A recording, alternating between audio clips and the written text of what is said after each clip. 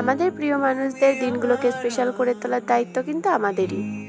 আর সেটা যদি হয়ে থাকে তার জন্মদিন, তাহলে তো আর কোনো কথাই নেই। জন্মদিনটা এমনই একটা দিন, সেটা কিন্তু সবার কাছেই ভীষণ স্পেশাল। আর ওই দিনটাতে কিন্তু সবারই কোনো না কোনো এক্সপেকটেশনস থেকে থাকে তার প্রিয় মানুষের থেকে, যে কিভাবে সেলিব্রেট করবে, কি কি রান্নাবান্না করে খাওয়াবে, আর সবথেকে বড় কথা কি গিফট দেবে। সত্যি বলতে দীপের বার্থডে গিফট আমি কিন্তু জন্মদিনের প্রায় 10 থেকে 12 দিন আগে দিয়ে দিয়েছি, কারণ আমি যে পার্সেলগুলো অর্ডার করেছিলাম ওর জন্য, সেগুলো অনেক আগেই চলে এসেছে, আর সেগুলো পরে রিটার্ন যদি করতে হয় সেই জন্য আমি তাড়াতাড়ি ওকে গিফটগুলো দিয়ে দিয়েছি। তোমরা যদি দেখতে চাও যে ওর জন্মদিনে আমি ওকে কি কি গিফট করেছি, অবশ্যই আমাকে কমেন্ট করে জানিও।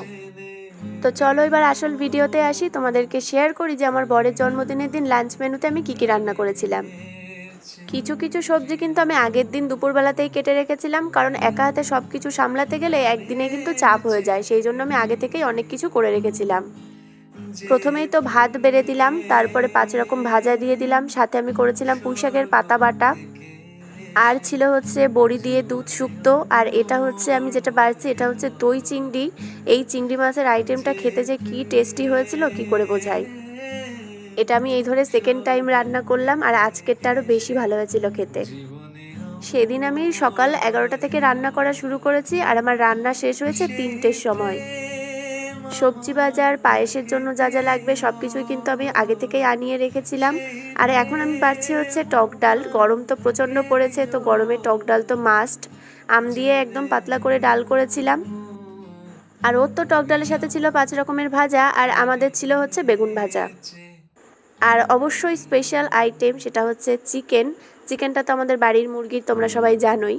তো চিকেন করেছিলাম। আসলে সেদিন মাটন করার কথা ছিল, তবে আমি যখন ওনাকে ফোন করেছিলাম মাটনের জন্য, ততক্ষণে মাটন শেষ হয়ে গেছিলো। তো বার্থডের দিন মাটন আর হয়নি, সেটা হয়েছিল 2 দিন পরে। আর এখানে আমি করেছিলাম আমের চাটনি। দুপুরবেলা তো আমের চাটনি আমাদের প্রত্যেক দিন থাকেই, যেদিন আমের চাটনি হয় না সেদিন কুলের চাটনি হয়, নয়তো টমেটোর চাটনি। আর এখানে ছিল ব্যাট পাঁপড় ভাজা, যেটা ছিল হার্ট শেপের, আর সাথে আগের দিন পায়েস করেছিলাম, সেই ভিডিওটা তো তোমাদের সাথে অলরেডি শেয়ার করেইছি। আর স্যালাড হিসেবে দিয়েছিলাম টমেটো কেটে, আর সাথে ছিল কোক আর ঠান্ডা জল। আর খেতে বসার আগে কিন্তু এখানে আমার শাশুড়ি মা ওকে আশীর্বাদ করে নিচ্ছে।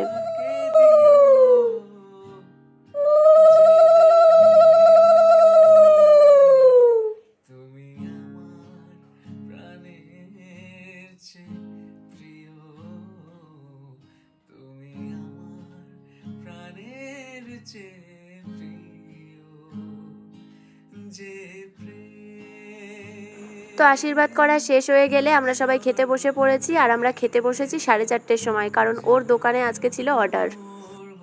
তো আজকে আমার ভিডিওটা এই অবধিই থাকলো। ভিডিওটা তোমাদের কেমন লাগলো অবশ্যই কমেন্ট করে জানিও। যারা প্রথমবার আমার ভিডিওটা দেখছে অবশ্যই কিন্তু ফলো করে যেও। বাই।